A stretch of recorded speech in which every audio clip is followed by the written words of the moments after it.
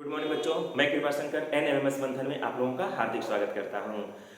आज का जो हमारा टॉपिक है वो है प्रतिलोम समानुपात, जो कक्षा 7 से लिया गया है। सितंबर माह में कक्षा 7 के सिलेबस में वाणिज्य गणित निर्धारित किया गया है, जिसके अंतर्गत आज ये दूसरा वीडियो है। इसके पहले मैंने अनुलोम समानुपात के बारे में पूरा डिटेल समझा दिया है कि उससे संबंधित प्रश्न कैसे बनते हैं। ठीक है, अनुलोम समानुपात क्या होता है।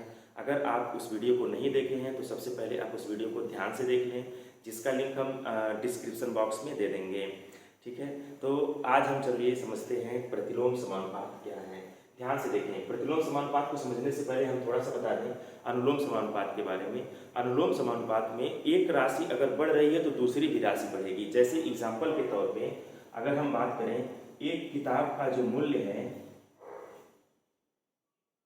एक किताब का मूल्य 100 रुपये है, तो 5 किताब का मूल्य बताएं। एक किताब का दाम अगर 100 रुपये है तो 5 किताब का मूल्य बताइए। तो यहाँ पर दो राशियां हैं, एक हो गया किताब और एक उसका दाम हो गया, मूल्य हो गया।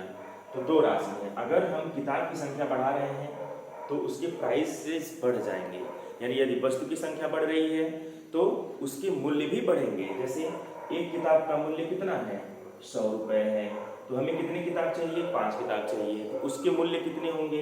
ऑब्वियसली हमें न अगर पता है तो उसको हम यक्स मान लेंगे।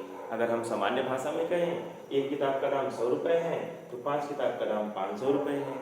इस चीज़ को समझने के लिए आप ध्यान से देखें, यहाँ पे अनुलोम समानुपात है। तो अनुलोम समानुपात में मैंने इसके पहले भी बताया था आपको कि यहाँ पे जो अगर हम एरो के माध्यम से समझें कि एक राशि बढ़ गई, तो जिधर बढ़ गई राशि उधर मैंने एरो लगा दिया, इसका मतलब उसी अनुपात में यहाँ भी बढ़ेगा, तो मैंने इधर एरो लगा दिया।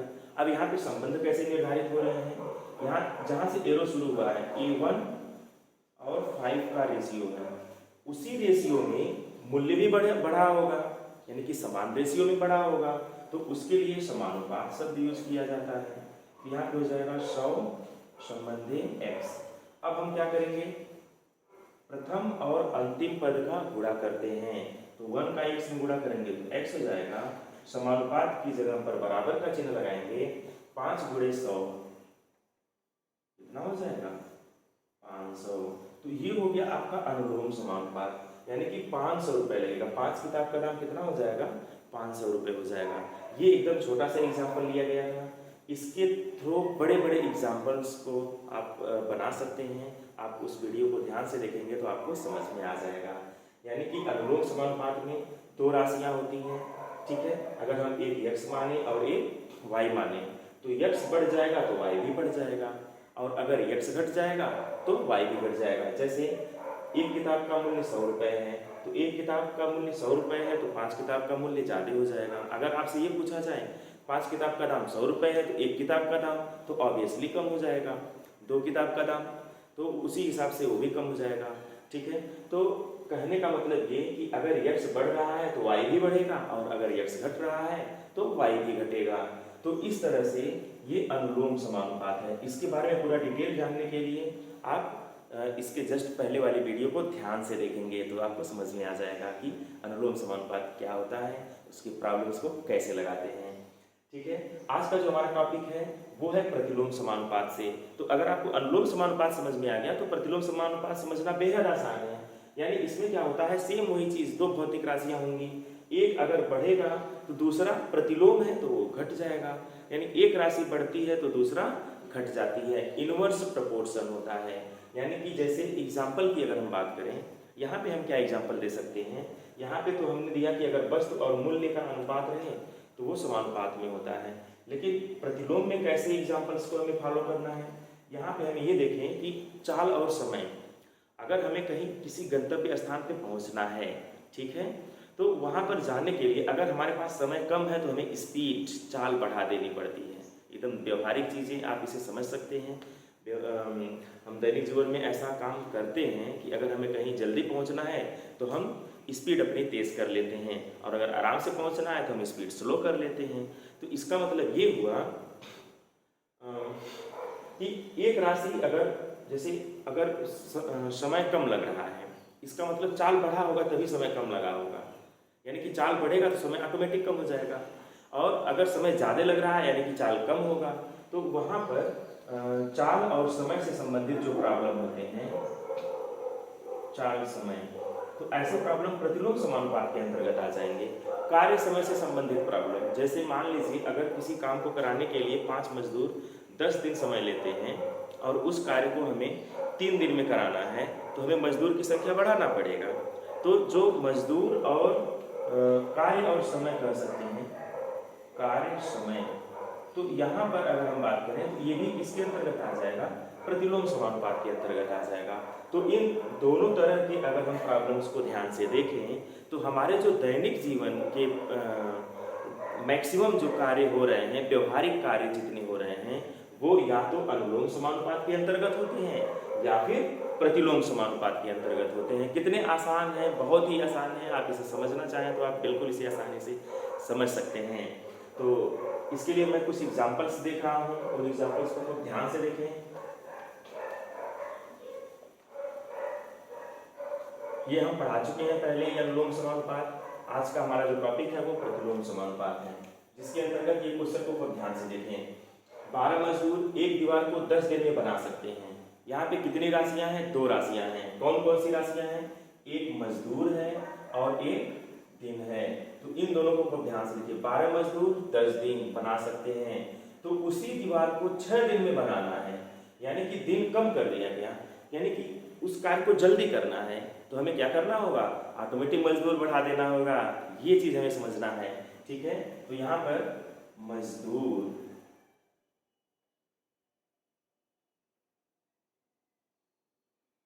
और दिन,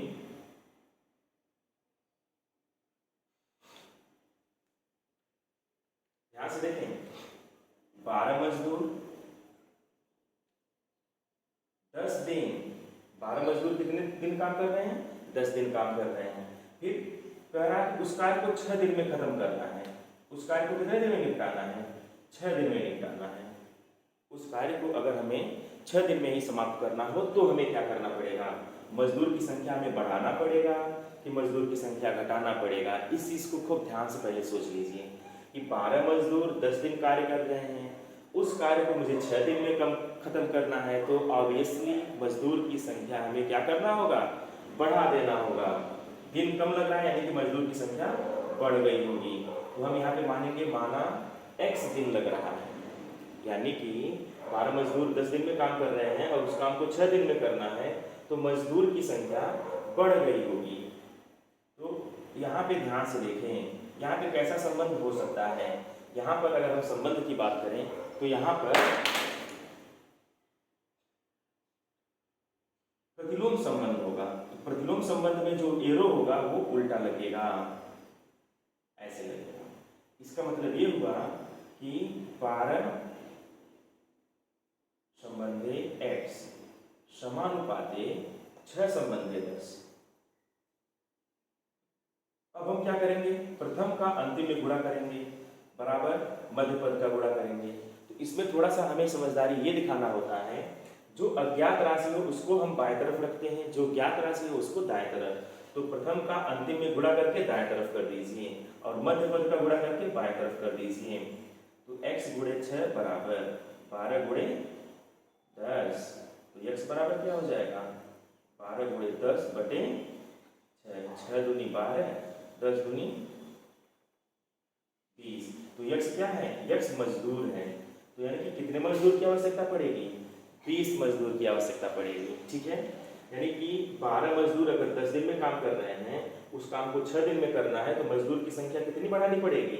20 बढ़ानी पड़ेगी। तो अतः मजदूर की संख्या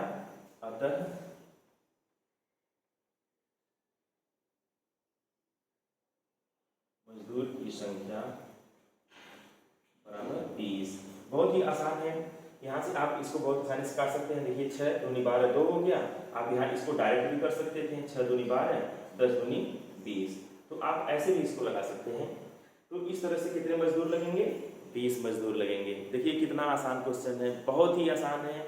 ऐसा नहीं है कि आप इसे समझ नहीं सकते हैं। तो ये हो गया आपका प्रतिलोम समानुपात, ठीक है। Okay, thank you.